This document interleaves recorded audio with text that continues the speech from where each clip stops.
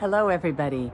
It is a beautiful late fall, in fact let's just call it early winter day. This is one of the last windows that we have until some really cold weather and some rain, and who knows what else is going to head our way. There are some important things that I have work to clean up in the garden, and some things that I'm going to leave be for the sake of wildlife.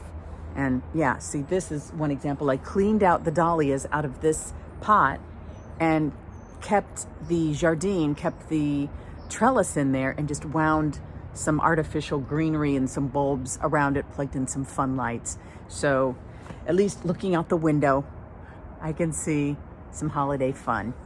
So, but let me show you some of the other things that I have cleaned up and the things I'm not going to clean up as we approach winter. Here we go. Well, here is the view of my garden now. Here we are, end of November, as we're getting ready to head into winter. A lot of my plants are fully dormant, not all of them for sure, but the 70-year-old maple here has shed her leaves. Squirrels are frantically working to gather their nuts from the black walnut trees from the neighbor to the north, and so they spend days just frantically going across this fence with handfuls of nuts that they're carrying to trees. Now he's on his way to go get some more, aren't you, darling? There he goes. Oh, is that our three-legged squirrel? It is. That's the three-legged squirrel, fat and sassy. Glad to see him doing well. That's awesome. Nature finds, whoop, little slip, it happens. But nature finds a way. But yeah, so I have a lot of my, I am removing the foliage from the hostas, which have died back just because they're kind of slimy. And so I'll compost that pile. A lot of the leaves I'm gonna leave in place though, frankly. The roses have a good layer of leaf mulch down below them. I'm just gonna keep those there. They haven't fully gone dormant yet, which is strange to me, but they'll get there. In the meantime, I'm just leaving them there, and those obelisks will work as some protection. A lot of these things I just leave in place, leaf litter and that type of thing, because that's where overwintering insects and wildlife and beneficial bugs like to be. Now, of course, you take a chance. That means there are also bad bugs that overwinter. So we'll just kind of see what goes on here. Oh, there's my trellis, which I took out of a pot. I don't know if you can see it laying down there. But the other pots that are empty, I just store them upside down in the garden here. And a lot of them I just leave be. Some Indian corn for the animals. They haven't touched that really yet. But an awful lot of leaves. You know, really too many leaves to leave on the lawn, so that'll be the next project. And I will gather a bunch of them and store them for some nice compost material in the spring, but that will take a while. I think I need to secure that huge vertical cane from Generous Gardener, because she'll get whipped around in the wind. So I need to secure her back down to the fence. Man, she really took off. I need to find a way to secure her into that trellis. All right, let's go on over. And again, I think this one's all right. It's still not fully dormant. And you know, the Sweet Autumn Clematis, I just leave in place because there is a bunch of little birds that seek shelter here from a red-tailed hawk. So they like to take refuge in this big mass of growth. So it's perfectly fine to just leave it up over the winter, and in the spring, I'll take it down. But in the meantime, it's good for bugs and birds. Now, these I will leave for bearded iris. I will need to take those down for sure. Maybe trim this up. But a lot of the rose garden, I just leave be. And I'm gonna try something new this year. This is my a dahlia that I actually left in place here. I did cut down the flowers, but I'm just gonna leave it in here because it's a south-facing wall. It's protected from the worst of winter, and it stays fairly dry here. So, and there's a generous mulch on top of it. It might just make it through the winter in ground, so I want to see if that happens. But all of the others I just kind of leave in place here. I'll have to cut down this bearded iris because again, that makes them more susceptible to iris borer. So those need to be cut down. But other than that, there are a lot of these leaves we just leave in place. Just leave them because that helps with beneficial insects.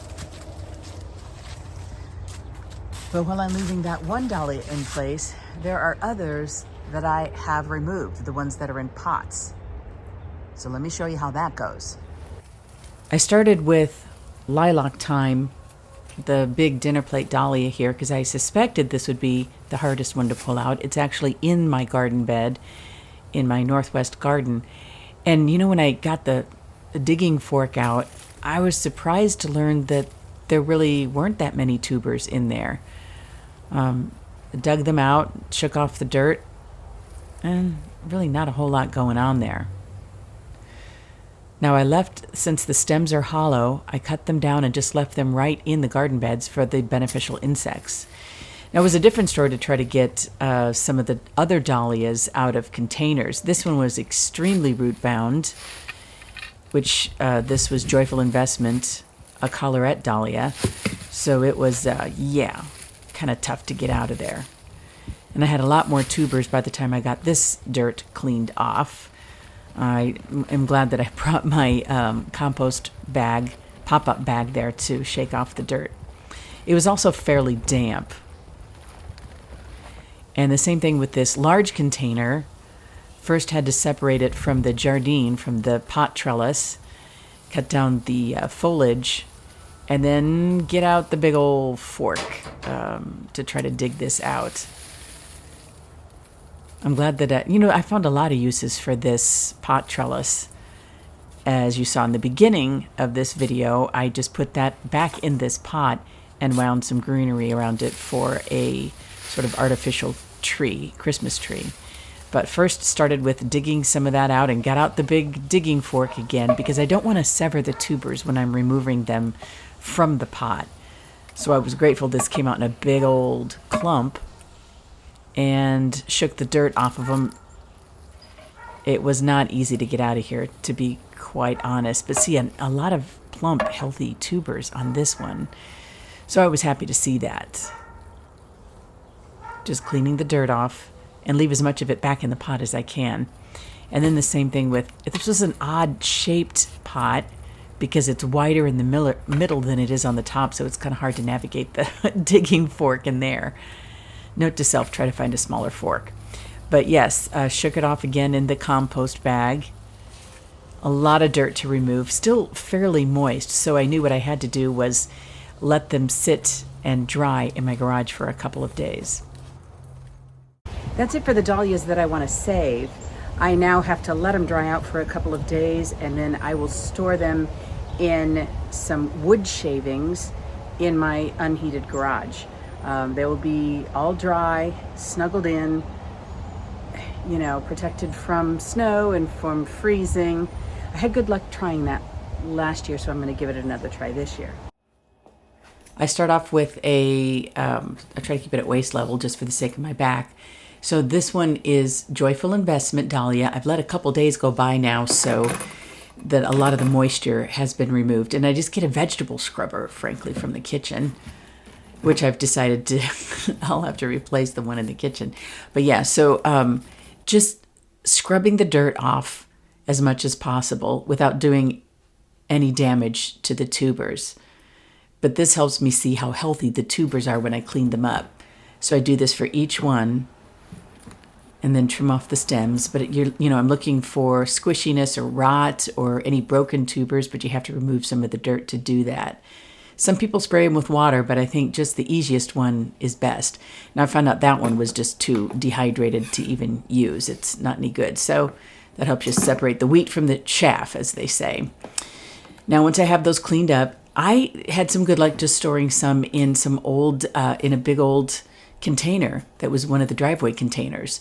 I nestled these up in here, and this works because they're in a connected garage that doesn't freeze, and I cover them up then with sawdust. But the first thing is, once I get them clean, I just nestle them on top, trim off the foliage from the top, trim off the stems one by one. When I get that all done, I just find some animal bedding that you can find at your local pet store or big box store. And it's pine-based, and just put that on top and cover them completely. It's probably about, I don't know, maybe a couple inches or so of some bedding. And this helps them stay dry with just they don't get dehydrated though, which helps. But I make sure that they're covered, and to keep the tag in place. And I do cover this with a wire mesh or some sort of covering on top, which lets air come out of here, but prevents rodents from crawling in and looking for the bedding. And because it is in the garage where we have the koi tank, it does stay somewhat moist. Now, I also use a Ziploc container, again, cleaned off the dirt, put some pine shavings in there, airtight, and just store my other dahlias up on top. Now, if I had a large amount of dahlias to store, I'd probably have to come up with a different routine, but I don't keep a lot of them. I don't have a lot of dahlias. I'm fairly new to storing them and keeping them, but I found this to be successful last year, so if it ain't broke, don't fix it.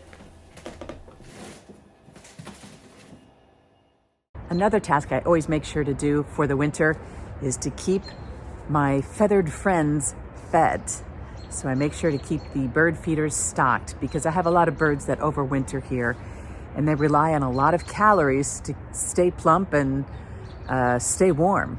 They've got some places to shelter here, but I make sure that I keep the food going.